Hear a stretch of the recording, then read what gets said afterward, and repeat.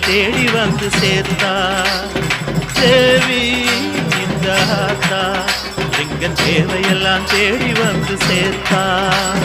தாய்மையிலே பார்த்தா நோய்களிலே காத்தா பூவெடுத்து போட்டா பொன்னளப்பா ஆத்தா பொன்னளப்பா ஆத்தா பொன்னளப்பா